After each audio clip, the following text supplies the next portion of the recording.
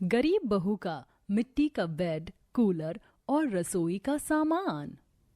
तुम मुझे धोखा कैसे दे सकते हो? धोखा कैसे देना? अरे प्यार तो हो जाता है, जरूरी नहीं जिंदगी में हर किसी को प्यार एक बार हो। पहले मुझे तुमसे हुआ और अब अलीशा से, और मैं कौन सा तुम्हें घर से निकाल रहा हूँ? तुम और अलीशा बहनों की तरह एक ही घर में रहना। शर्म कर, 6 साल की बेटी है, ऊपर से तेरी पत्नी गर्भवती भी है। ऐसी हालत में उसका ख्याल रखने की बजाय तो उसकी सौतन ले आया।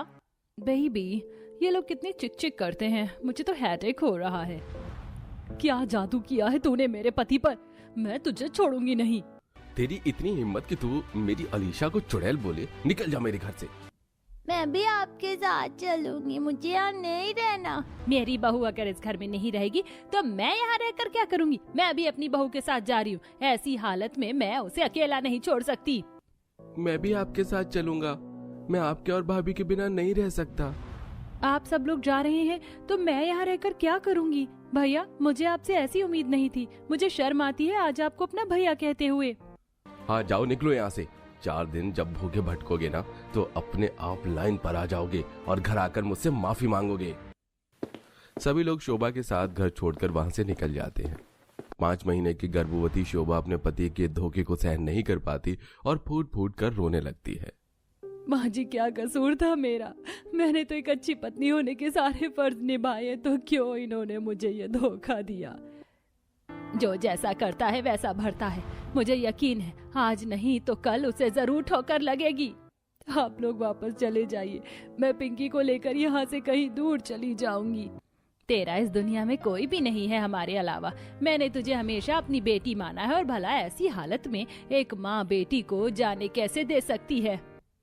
आप परेशान मत हो, हम सब आपके साथ हैं। आपका परिवार आपको छोड़कर कहीं नहीं जाएगा। मनीषा के पास थोड़े बहुत पैसे होते हैं जिनसे वो छोटा सा एक कमरे का किराए का घर ले लेती है और बाकी बचे पैसों से थोड़ा बहुत सामान और राशन ले लेती है। विनीत फैक्ट्री में काम के लिए जाता है, लेकिन 18 साल से कम उम्र होने की वजह से विनीत को कहीं पर भी नौकरी नहीं मिल पाती। रोमा का भी कुछ ऐसा ही हाल था और मनीषा के बुढ़ापे की वजह से उसे अपने घर में कोई झाड़ू पोछे के लिए भी नहीं रखता। मैं लोगों से कहती रह गई कि मैं घर के सारे काम कर दूंगी, कोई शिकायत नहीं दूंगी, लेकिन मेरी उम्र को देखकर उन्होंने मुझे काम पर नहीं रखा। हमारा भी यही हाल है। सब कह रहे हैं जब 18 साल के हो जाओगे तो आना। आप लोग परेशान मत हो, मैं कहीं न कहीं काम ढूंढ लूंगी। तेरा दिमाग तो ठीक है, तू पेट से है और ऐसी हालत में भला काम कैसे करेगी? यहाँ पास में ही एक छोटा सा ढाबा है, मैं वहाँ जाकर काम पता करती हूँ। मनीषा के घर के पास ही एक छोटा सा ढाबा था जहां पर मनीषा को आखिरकार साफ सफाई और झूठे बर्तन धोने का काम मिल जाता है। दिन के जो भी पैसे मनीषा को मिलते हैं वो उसी से ही अपने पूरे परिवार का गुजारा चला रही थी। समय गुजरता है और गर्मी का मौसम अपनी चरम सीमा पर पहुंच चुका था। क्या हुआ शोभा बहू, पेट में दर्द हो रहा है क्या? कमर में काफी दर्द हो रहा है, जमीन चुभ रही है बहुत ज्यादा। आप एक काम करिए, ये चादर बिछा दीजिए। इससे क्या होगा? जमीन देख रही हो, वो बड़खाबड़ सी है। बेचारी मेरी बहू जिस हालत में उसे मुलायम गद्दे के बिस्तर पर सोना चाहिए था, उस हालत में ये आज हमारी वजह से जमीन पर सो रही है। माँ जी, जो भी कुछ हुआ है उसमें आप लोगों का कोई भी कसूर नहीं था। टूटी फूटी और थोड़ी बहुत ऊबड़ खाबड़ होने की वजह से गर्भवती शोभा को जमीन पर सोने में काफी दिक्कत आती थी। जैसे तैसे करके शोभा रात गुजारती है। जहां एक तरफ शोभा सोने से परेशान थी तो वहीं गर्मी में भी शोभा का हाल काफी बुरा हो गया था। माँ जी, बहुत ज्यादा बेचैनी हो रही है। 2 बार हाथ मुंह धोकर आ गई हूँ, लेकिन ये पसीना आना तो रुक ही नहीं रहा है। मैं भी तो तुझे कब से हाथ वाला पंखा कर रही हूँ। गर्मी का मौसम है, ऊपर से तो पेट से भी। याद है ना डॉक्टर ने क्या कहा है कि तेरा शरीर काफी ज्यादा कमजोर है, जितना हो सके उतना ठंडक में रहकर आराम करना चाहिए। मेरा जी घबरा रहा है, ऐसा लग रहा है जैसे उल्टी होने वाली है। गर्मी से शोभा परेशान होते हुए एकदम से उल्टी कर देती है। पैसों की कमी से चलते मनीषा अपनी बहू के लिए एक टेबल फैन भी नहीं ला पा रही थी, जिसका उसे काफी अफसोस था। थोड़ा जल्दी खाना, कितने आराम आराम से खाना खा रहा है, मुझे भी भूख लग रही है। मैंने अभी एक रोटी भी नहीं खाई है, कम से कम मुझे चैन से रोटी तो खाने दे। बस भी करो तुम दोनों, पिंकी से कुछ सीखो। तुमसे इतनी छोटी है लेकिन कैसे अपनी बारी का इंतजार कर रही है। माँ जी, इसमें उनकी भी क्या गलती है। गिनती के रसोई में हमारे 4-5 बर्तन ही तो हैं। 2 में खाना बनता है और 1-2 में हम सबको खाना पड़ता है। ये लो रोमा, तुम इस कढ़ाई में ही खा लो। शोभा और उसके परिवार की जिंदगी में रसोई के बर्तन गर्मी से परेशान, यहाँ तक कि खाने पीने और सोने को लेकर हर छोटी बड़ी चीज की परेशानी थी। और आज तो गर्मी से शोभा की हालत इतनी खराब हो जाती है कि वो बैठे बैठे ही बेहोश होने लगती है। उठो माँ, दादी जल्दी से इधर आइए, देखिए ना माँ को क्या हो गया। मनीषा और रोमा पानी के छींटे डालकर शोभा को होश में लाते हैं। चक्कर आना या शरीर दर्द होना शोभा के लिए काफी ज्यादा परेशानी भरा रहता था।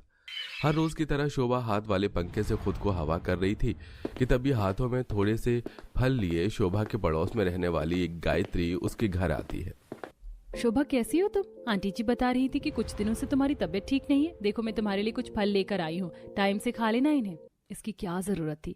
क्यों जरूरत नहीं थी, चुपचाप से खा लो। वैसे तुम्हें पता है, कल मैं अपने हस्बैंड के साथ एक म्यूजियम गई थी। उस म्यूजियम में सारी चीज मिट्टी की बनी हुई थी। रुको, मैं तुम्हें फोटोज दिखाती हूँ। गायत्री अपने फोन में शोभा को म्यूजियम की फोटो दिखाने लगती है, जिसमें हर एक चीज मिट्टी की बनी हुई थी। इस म्यूजियम में जो पुराने जमाने के बर्तन हैं वो भी मिट्टी के हैं, और जो सोने के लिए बिस्तर हैं वो भी मिट्टी के बने हुए हैं। हाँ, पुराने जमाने में लोग मिट्टी के ही ज्यादातर चीजें बनाते थे। देखने में कितना सुंदर है ना। मिट्टी के बिस्तर और बर्तन शोभा के दिमाग में चलने लगते हैं, और जब मनीषा शाम को घर आती है तो शोभा उसे सारी बात बताती है। आप तो जानती हैं कि मैं कुम्हार परिवार से हूँ, मुझे मिट्टी की चीजें तो बनानी आती हैं। क्यों ना मैं भी घर के लिए मिट्टी के बर्तन और एक बिस्तर बना लूं। लेकिन बहू, तू तो पेट से है, ऐसी हालत में तू ये सब कैसे करेगी? विनीत है ना मेरी मदद करने के लिए। शोभा विनीत रोमा को भी सारी बात बताती है, जिसके बाद विनीत और रोमा आसपास की जगह सारी मिट्टी इकट्ठा करके लाते हैं। तो वहीं शोभा अपने बेटे के साथ मिलकर उस मिट्टी में पानी मिलाती है। आप सच में मिट्टी से बेड बनाओगी? वो टूटेगा तो नहीं? नहीं टूटेगा बेटा, तुम बस देखती जाओ। शोभा मिट्टी की मदद से सबसे पहले मिट्टी के 2 से 3 बड़े बड़े बिस्तर बनाती है और उन्हें सूखने के लिए छोड़ देती है।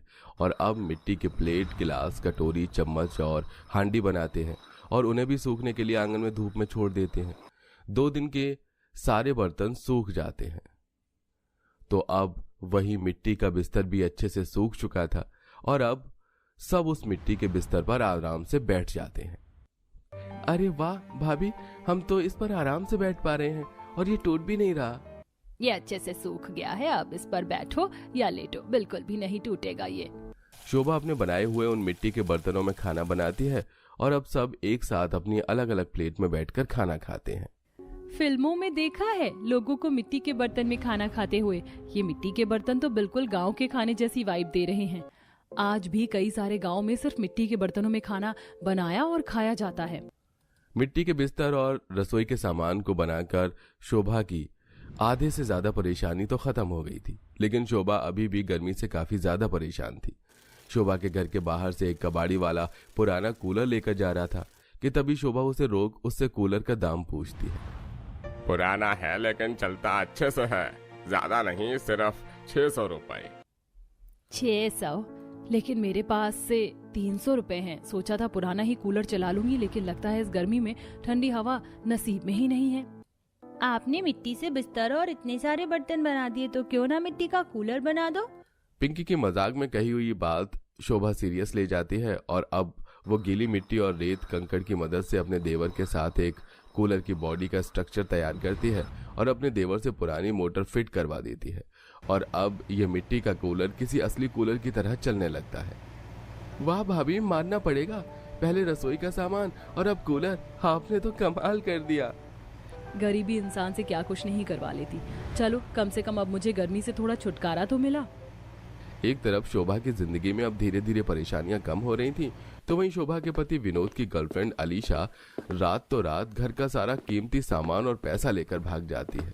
इसी के साथ उसे अपनी गलती का एहसास होता है। अपने परिवार को ढूंढता हुआ विनोद आखिरकार उन्हें ढूंढ लेता है और अब उस सबसे हाथ जोड़कर माफी मांगता है। मैंने जो गलती की है वो माफी के लायक नहीं है। आपने सही कहा था, मुझे एक दिन जरूर पछतावा होगा।